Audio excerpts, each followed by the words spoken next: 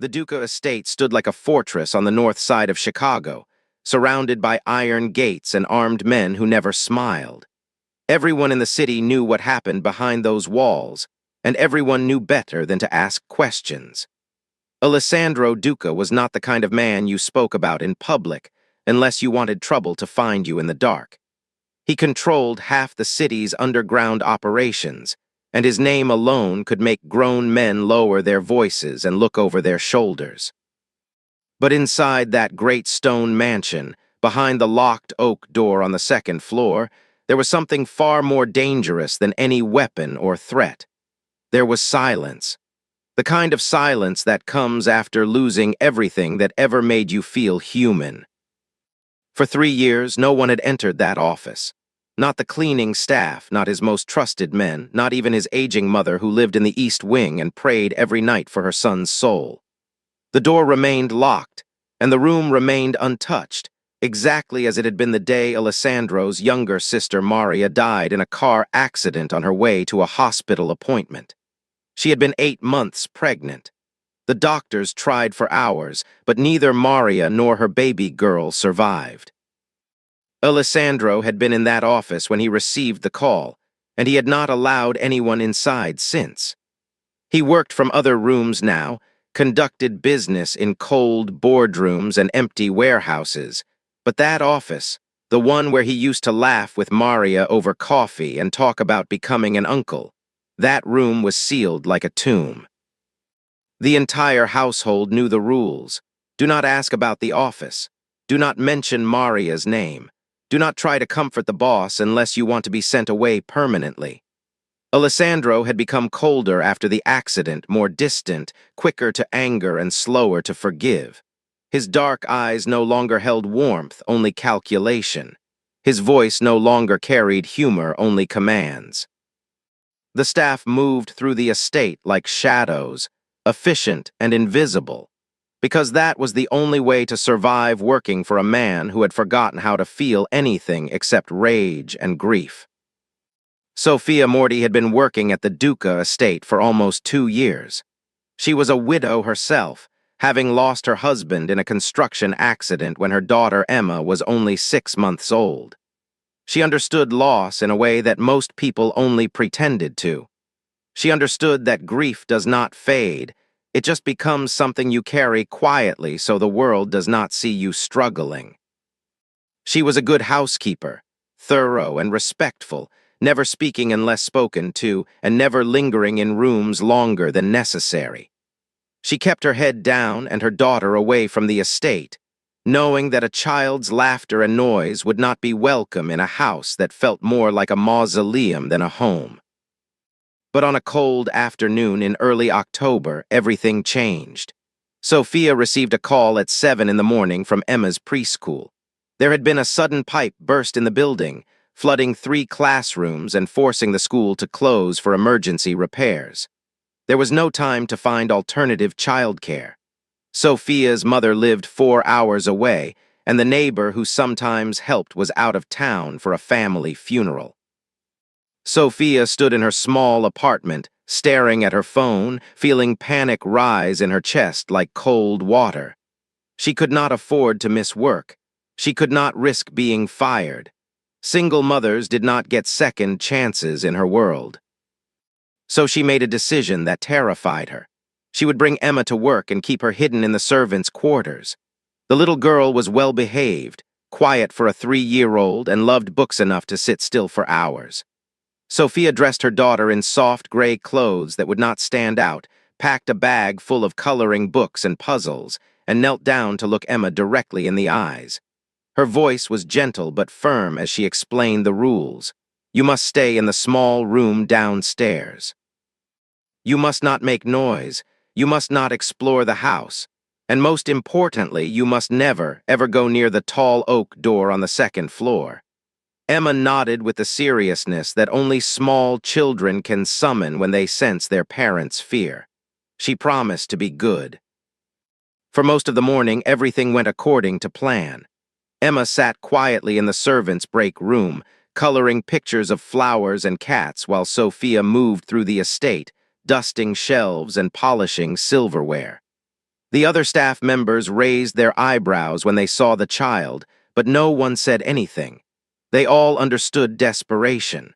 They all knew what it meant to make impossible choices just to survive. Sophia checked on Emma every hour, bringing her crackers and juice, whispering praise for being so quiet and so good. The little girl smiled up at her mother with bright hazel eyes and promised she would not move. But then the cat appeared. The Duca estate had several cats that roamed the property, descendants of a pair that Maria had adopted years ago. Most of them were gray or orange, but there was one pure white cat with mismatched eyes, one blue and one green, that had been Maria's favorite. The staff called her Phantasma, which meant ghost, because she moved silently through the halls and appeared in places no one expected. Emma was on her fourth coloring page, carefully shading a butterfly purple, when Phantasma slipped through the barely open door and leaped onto the table. The little girl gasped with delight. She had never seen a cat so beautiful. Phantasma stared at Emma for a long moment, then turned and walked out of the room, her white tail flicking like a question mark. Emma hesitated, remembering her mother's warning, but the cat paused in the hallway and looked back at her with those strange, mismatched eyes. It felt like an invitation.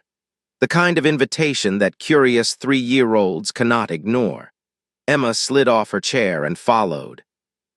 The cat moved through the estate with purpose, leading Emma up a back staircase that the child did not know existed. The stairs were narrow and dim, lit only by small windows that let in cold gray light.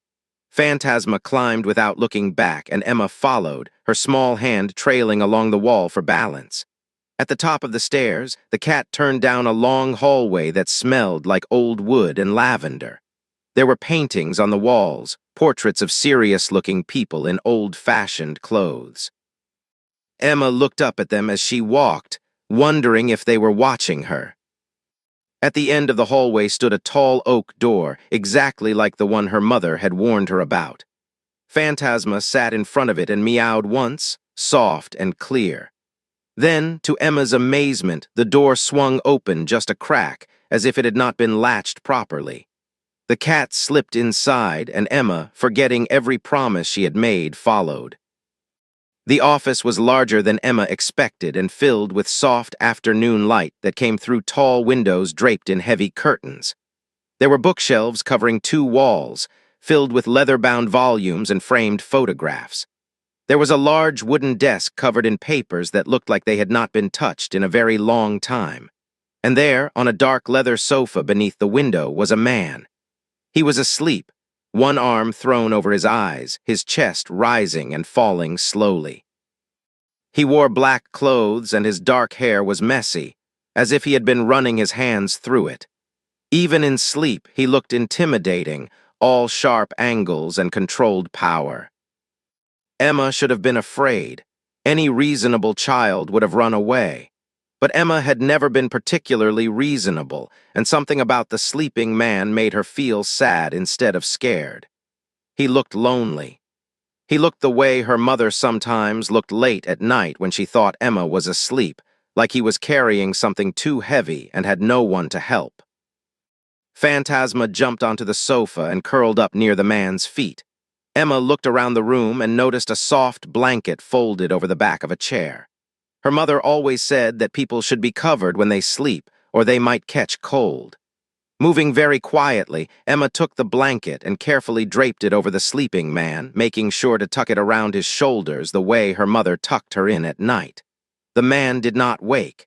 His breathing stayed slow and even.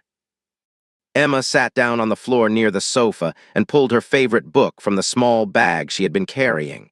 It was a fairy tale about a princess and a dragon who became friends. She could not read all the words yet, but she had heard the story so many times that she had memorized most of it. She opened the book and began to whisper the story aloud, her small voice barely louder than the sound of the wind outside. She did not notice when the man's breathing changed slightly. She did not see his arm lower just a fraction, or the way his dark eyes opened and fixed on her with an expression that was equal parts confusion and shock. Alessandro had not meant to fall asleep. He had been awake for nearly 40 hours, dealing with a shipment problem and a traitor in his organization who needed to be handled quietly. He had come to the office out of habit, even though he had sworn never to enter it again, and exhaustion had pulled him under before he could leave. When he woke to the sound of a small voice reading about dragons and friendship, he thought he was dreaming, or possibly going insane. Grief could do that to a person, he knew. It could make you see things that were not there. But when he fully opened his eyes and saw the little girl sitting on his office floor, her brown curls falling around her face as she focused on her book, he realized this was not a hallucination. There was a child in his office. A child who had somehow gotten past his locked door, past his security, past every barrier he had built to keep the world out. His first instinct was anger. His second was to call for security and have whoever was responsible for this intrusion fired immediately. But then the little girl looked up from her book and smiled at him. A smile so pure and unafraid that it hit him like a physical blow. She spoke before he could. "You were sleeping, so I gave you a blanket. My mama says blankets keep the sad away." Her voice was soft, with a slight lisp of a young child still learning how to shape words. She tilted her head, studying him with eyes that were too wise for someone so small. "Are you very sad?" Alessandro stared at her. No one had asked him that question in 3 years. No one dared. People asked if he needed anything, if there were problems to solve, if he wanted someone hurt or gone. But no one asked if he was sad. He did not know how to answer. The truth was too big and too complicated, and he was not in the habit of being honest about his feelings. But this little girl was looking at him with such open curiosity that he found himself nodding slowly. "Yes," he said quietly. "I am very sad." Emma nodded as if this made perfect sense. "My mama is sad too. She cries at night sometimes. I try to make her happy with pictures, but it is hard." She held up her book. "Do you want me to finish the story? It gets better. The dragon stops being mean." Alessandro did not know what to say. He should tell her to leave. He should find out who she belonged to and make sure this never happened again. But something kept him silent. Maybe it was the exhaustion, or maybe it was the way the afternoon light caught in her hair and reminded him painfully of Maria.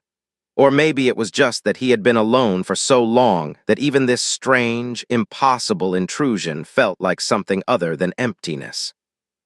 So he nodded again, and the little girl smiled and went back to her story. Sophia realized Emma was missing 20 minutes later. She had been polishing the dining room chandelier when the cold panic hit her, the instinct every mother knows when something is wrong. She dropped her cloth and ran to the servants' quarters, her heart hammering against her ribs. The break room was empty. The coloring books were still on the table, but Emma was gone. Sophia's vision blurred with terror.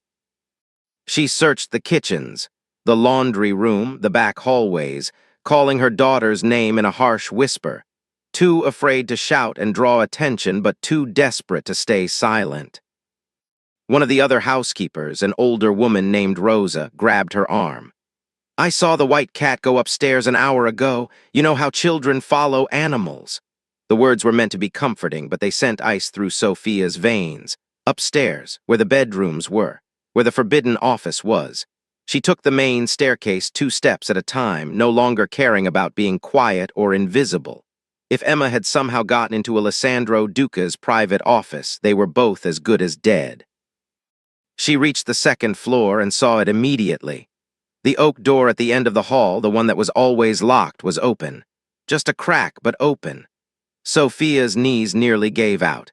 She moved toward it like someone walking toward the edge of a cliff, every step requiring more courage than she thought she had. She reached the door and pushed it wider, stepping into the office with her heart in her throat, already forming apologies and pleas for mercy. What she saw made no sense.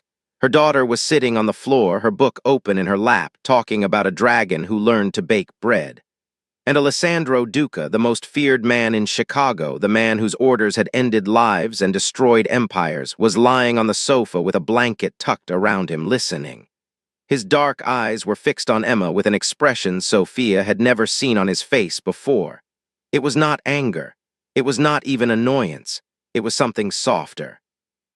Something that looked almost like wonder. When Alessandro's gaze shifted to Sophia standing frozen in the doorway, she saw the sharpness return, the dangerous assessment of a man who did not allow vulnerabilities. But he did not yell. He did not reach for the gun she knew he kept in his desk drawer. Instead, he spoke in a low, controlled voice. "This is your child." It was not a question. Sophia nodded, her voice shaking as she answered. "Yes, sir, I am so sorry. Her school closed and I had no one to watch her. I told her not to wander. I told her never to come up here. Please, she is just a baby. She did not mean any harm." Alessandro sat up slowly, the blanket sliding off his shoulders. Emma looked between the two adults, sensing the tension but not understanding it. She stood and walked to her mother, taking Sophia's hand. "Mama, this is my new friend. He was very sad, so I read to him. He liked the dragon story." Sophia wanted to sink into the floor. She wanted to grab her daughter and run and never look back. But she stood frozen, waiting for the blow to fall, for the anger and the consequences. Instead, Alessandro Duca did something she never expected. He looked at Emma and spoke directly to her, his voice still low but no longer cold. "Thank you for the story and for the blanket." Emma beamed. "You are welcome. I can come back tomorrow and read more if you want." Before Sophia could say that would never happen, before she could apologize again and promise to disappear, Alessandro looked at her with those unreadable dark eyes and said something that changed everything. "Tomorrow at 3, she can come back." Sophia stared at him, certain she had misheard. But he was already standing, already turning away from them both, his walls going back up like steel shutters. "Just the child, 1 hour. Make sure she is supervised getting here, then leave her." It was a dismissal and a command and an invitation all at once. Sophia did not understand it, could not process it, but she knew better than to argue. She nodded, whispered another apology, and led Emma out of the office, closing the door behind them with a soft click. As they descended the stairs, Emma chattered happily about her new friend and how he had very sad eyes but a nice voice. Sophia barely heard her. Her mind was spinning with questions and fears, and a strange, fragile hope that maybe, somehow, they would survive this. Back in the office, Alessandro stood at the window, staring out at the grounds without seeing them. His hands were shaking slightly, a detail he hated. He had not felt anything but anger and emptiness for 3 years. He had built his entire existence around control and distance. And in less than an hour, a 3-year-old girl with a blanket and a fairy tale had cracked something open inside him that he thought had died with Maria. He did not know if he should thank her or fear her. He did not know if this was a moment of weakness or the first breath of something that might eventually feel like healing. All he knew was that, for the first time in 3 years, the silence in his office did not feel quite so suffocating. And tomorrow at 3, she would come back. He had made sure of it. The most feared man in Chicago had just been defeated by 70 pounds of innocence and a story about a dragon. And somewhere in the darkest corner of his heart, Alessandro Duca realized he did not mind at all. The next afternoon, Sophia stood outside the oak door with her heart beating so hard she thought Emma might hear it. The little girl was freshly bathed and dressed in a soft yellow dress that Sophia had stayed up late ironing, wanting her daughter to look as presentable as possible. Emma clutched a different book today, one about a lost star finding its way home, and her eyes were bright with excitement. She had talked about nothing else all morning. Her new friend with the sad eyes, the big room with so many books. The pretty white cat. Sophia had tried several times to explain that Mr. Duca was a very important, very busy man who might not actually want to spend time with a child. But Emma simply shook her head with the certainty of someone who knew better. He had said she could come back. And Emma had learned from her late father that when someone made a promise, you believed them. Sophia knocked softly on the door, half hoping there would be no answer, that this strange arrangement would simply dissolve and life could return to normal. But the door opened almost immediately, and Alessandro stood there looking exactly as he had the day before, dressed in black with his dark hair pushed back from his face. His expression gave nothing away. He looked at Emma and gave a single nod. "Come in." Emma walked past him without hesitation, heading straight for the spot on the floor where she had sat yesterday. Phantasma was already there, curled in a patch of sunlight, and the little girl dropped to her knees to pet the cat before settling in with her book. Alessandro's gaze shifted to Sophia, and for a moment neither of them spoke. Then he said quietly, "1 hour. I will send her down when we are finished." Sophia wanted to ask so many questions. Why are you doing this? What do you want from my daughter? Is this some kind of test or punishment? But the look in his eyes stopped her.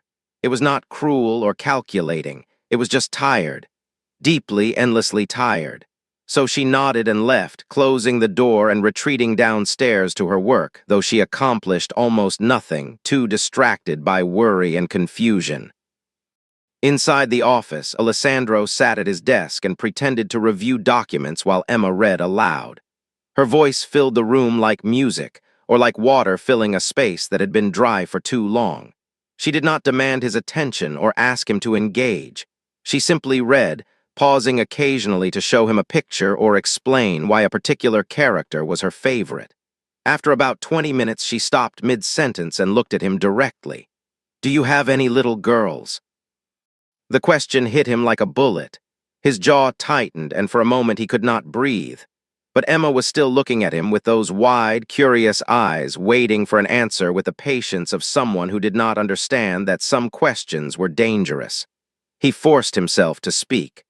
I was going to have a niece, but she died before she was born." Emma considered this seriously. "That is why you are so sad." "Yes." She nodded and stood up, walking over to his desk with her book still in her hands.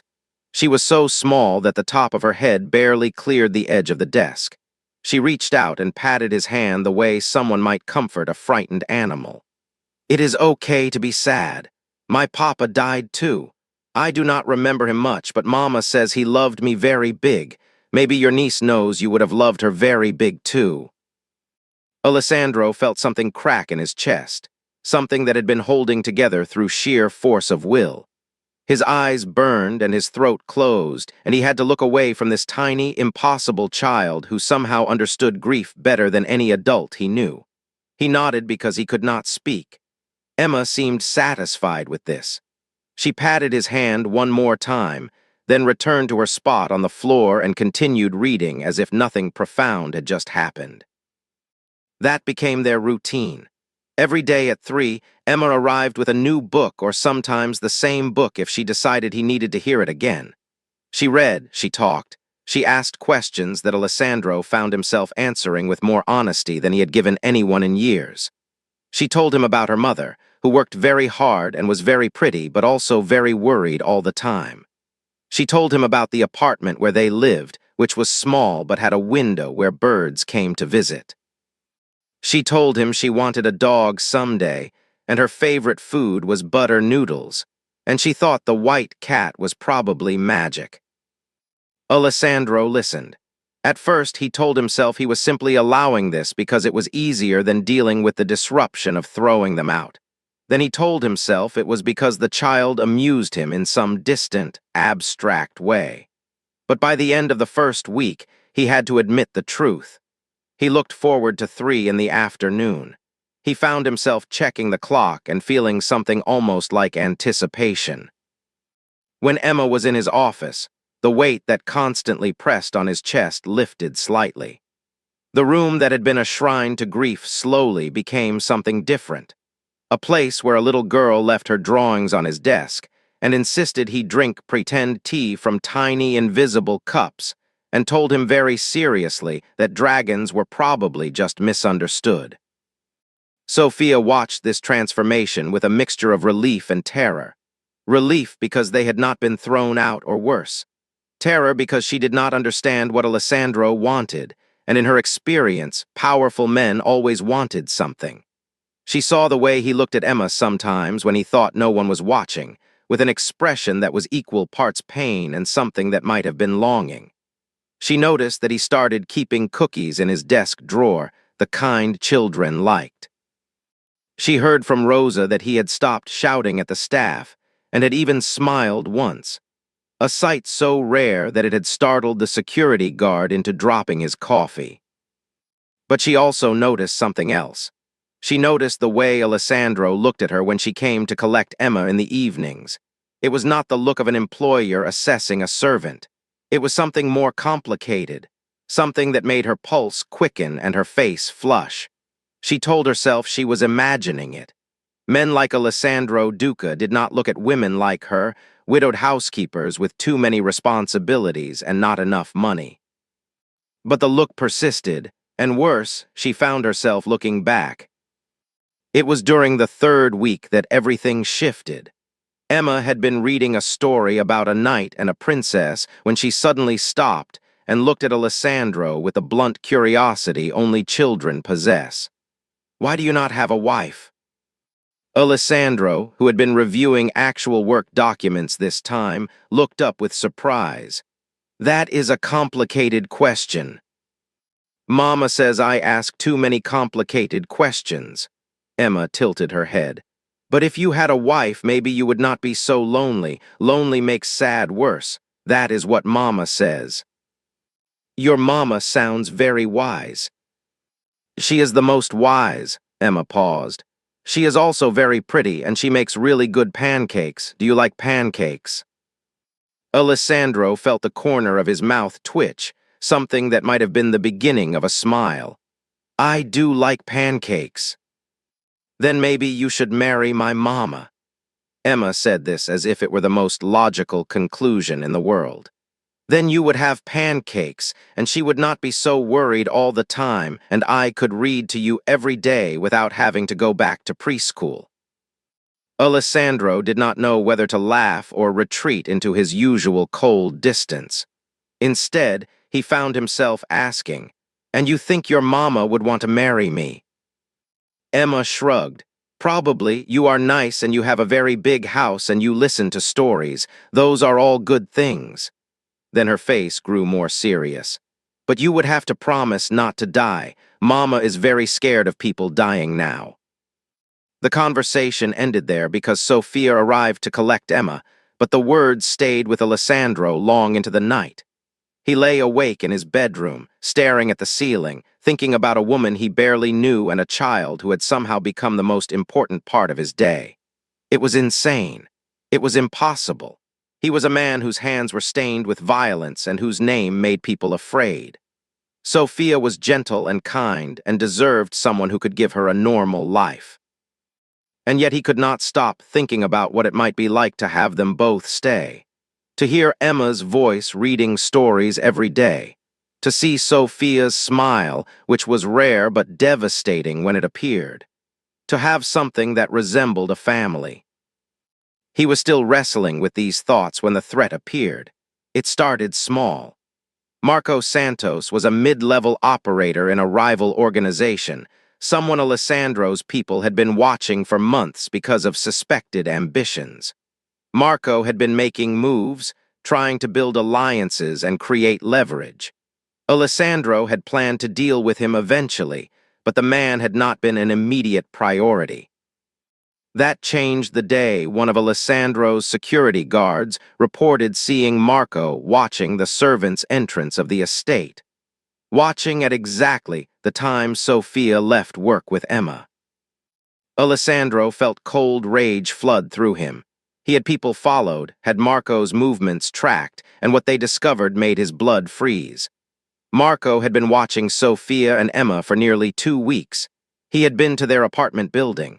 He had been asking questions about Sophia's schedule, her finances, her family. And then the photographs arrived. Someone left an envelope at the estate gate addressed to Alessandro. Inside were pictures of Emma at a park, Emma walking with her mother, Emma playing outside her preschool. and a note written in block letters that said, "Pretty child, it would be unfortunate if anything happened to her." Alessandro had killed men for less. He had burned down entire operations over smaller insults. But this was different. This was not business. This was not territory or money or power. This was a direct threat against a 3-year-old girl who read him stories and thought he was her friend. This was a threat against Sophia, who had unknowingly given him something to care about again. And Alessandro Duca protected what was his with absolute ruthlessness. He called his most trusted people into a private meeting. He showed them the photographs and watched their faces harden with understanding. Then he gave orders that were clear and brutal. Find Marco Santos. Find everyone connected to him. Dismantle his operation piece by piece and make sure the message was clear. You do not threaten the people Alessandro cares about and live to speak of it. But protection required proximity. It required control. And as much as Alessandro wanted to simply eliminate the threat and return to the strange, peaceful routine he had built with Emma, he knew the world did not work that way. If Marco had found Sophia and Emma, others could too.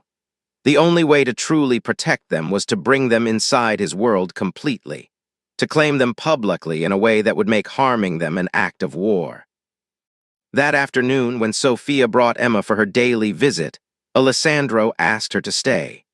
Sophia looked startled, her eyes wide with uncertainty, but she nodded and remained by the door while Emma settled in with her book. Alessandro waited until the little girl was absorbed in her story about a rabbit who wanted to fly. Then he spoke quietly to Sophia, his voice low enough that Emma would not hear. "There is a situation. Someone has been watching you and your daughter. Someone who wants to use you to hurt me." He saw the color drain from Sophia's face, saw fear replace confusion.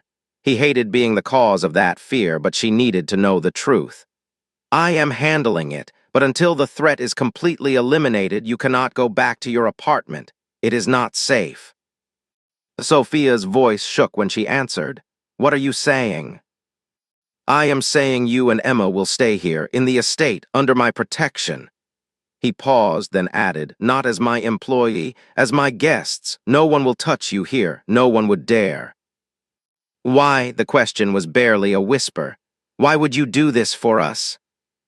Alessandro looked at Emma, who had abandoned her book and was now having an elaborate conversation with Phantasma, explaining the plot of the story to the cat in great detail. When he looked back at Sophia, his expression was more open than it had been in years. "Because she gave me my blanket back. Because she asks me about dragons and makes me drink pretend tea. Because for 3 years I have felt nothing but anger and emptiness, and then your daughter walked into my office and reminded me what it feels like to be human." He took a breath. "And because when I look at you, I see someone who understands loss and keeps going anyway. I see strength and grace and everything I forgot existed in this world." Sophia stared at him, tears beginning to slide down her cheeks. "You do not even know me." "Then let me—" His voice was rough with an emotion he had not allowed himself to feel in so long he barely recognized it. "Let me keep you safe. Let me get to know you. Let me be part of her life and yours if you will allow it." Before Sophia could answer, Emma looked up from her conversation with the cat and announced, "Mama, can we stay for dinner? I think my friend is lonely and dinner is better with people." Sophia laughed through her tears, and Alessandro felt something in his chest that might have been his heart remembering how to beat properly.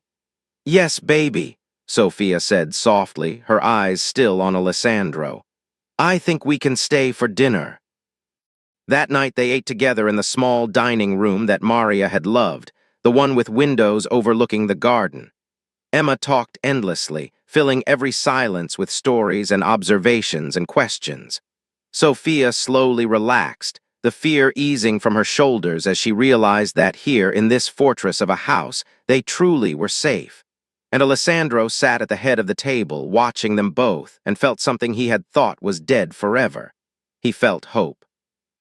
Over the following days, Marco Santos and his entire network vanished from Chicago.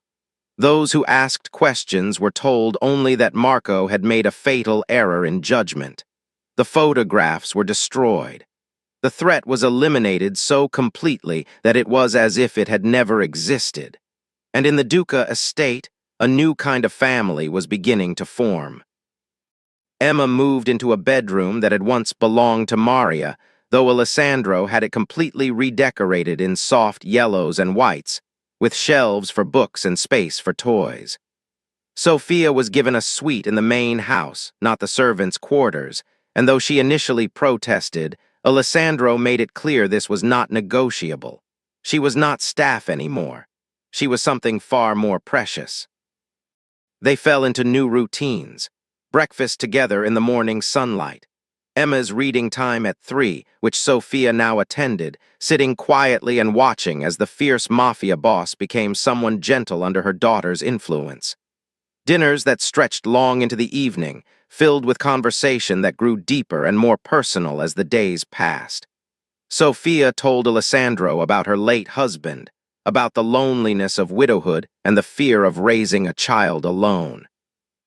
Alessandro told her about Maria, about the guilt he carried for not being there when she died, about the niece he had already loved without ever meeting. And slowly, carefully, they reached for each other. It started with small touches. Alessandro's hand on Sophia's back as they walked through the garden. Sophia's fingers brushing his when she handed him his coffee. The distance between them closed in increments, drawn together by shared grief and unexpected understanding, and something that felt startlingly like love. 6 weeks after Emma first wandered into his office, Alessandro found himself in the garden with both Sophia and her daughter. Emma was chasing Phantasma through the flower beds, her laughter ringing out like bells. Sophia stood beside him, her hand in his, watching their daughter play. When she called Emma their daughter without thinking, neither of them corrected it. It already felt true. That evening, after Emma had been tucked into bed with her favorite story and a kiss from both adults, Alessandro asked Sophia to meet him in his office. She came, her heart racing, not with fear this time, but with anticipation. When she entered, she found the room transformed. Candles lit the space with soft, golden light. Music played quietly from somewhere she could not see, and Alessandro stood by the window, holding something small in his hand. He turned when she entered, and the look on his face took her breath away. It was open, vulnerable, everything a man like him was never supposed to be. He crossed to her and took both her hands in his. "I have done terrible things in my life," he said quietly. "I have hurt people and made choices I cannot undo. I do not deserve grace or second chances, but your daughter gave me one anyway. She walked into this room and saw something in me that I thought was gone forever. And you stayed even when you were afraid. You trusted me with the most precious thing in your life." Sophia's eyes filled with tears. "Alessandro, let me finish." His voice was gentle but firm. "I have spent 3 years locked in grief, and I thought that was all I deserved. But Emma showed me that healing is possible. That joy can exist after loss. And you showed me that love does not follow logic or plans. It just happens if you are brave enough to let it." He released one of her hands and opened his palm, revealing a ring. It was elegant and simple, a single diamond set in white gold. "I want to be Emma's father. I want to be your husband. I want to build a family from all this broken pieces we have both been carrying. I know I am not easy and my world is dangerous, but I swear to you I will spend every day trying to be worthy of this gift you have given me." Sophia was crying freely now, but she was also smiling. "Yes," she whispered. "Yes to all of it." When they told Emma the next morning, the little girl looked between them with serious consideration, then asked Alessandro directly, "If you marry my mama, will you be my papa?" Alessandro knelt down so he was at her eye level. His voice was thick with emotion when he answered, "If you will let me, I would be honored to be your papa." Emma studied him for a long moment, then threw her arms around his neck with enough force to nearly knock him over. "Okay," she said into his shoulder, "but you have to promise to always listen to my stories and never forget the blanket." Alessandro held her tight, this tiny human who had saved his life without even knowing it needed saving. "I promise," he said, "always." 3 months later, they were married in the garden Maria had planted, surrounded by flowers and the people who had watched Alessandro transform from a man frozen in grief to someone who smiled freely and loved fiercely. Emma was the flower girl, and she took her job very seriously, making sure every petal was distributed perfectly. When the officiant declared them married and Alessandro kissed his new wife, Emma cheered louder than anyone. That night, after the celebration ended and the guests departed, the three of them sat together in the office that had once been a tomb and was now the heart of their home. Emma read her favorite story, the one about the dragon who learned to be kind, while Sophia leaned against Alessandro's shoulder and he held them both close. Phantasma purred in the corner, and outside the window, the first stars appeared in a sky that seemed brighter than it had been in years. Alessandro Duca had been the most feared man in Chicago, a mafia boss whose name meant power and danger. But a 3-year-old girl with a blanket and a book had transformed him into something better. Into a father, a husband, a man who finally understood that strength was not about how much you could control, but about what you were willing to protect. And as Emma's voice filled the room with tales of magic and hope, Alessandro closed his eyes and felt something he had not experienced in 3 years. He felt complete. He felt home.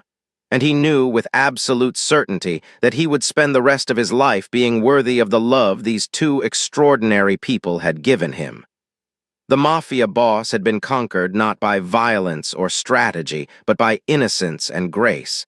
And in the end, that was the greatest victory of all.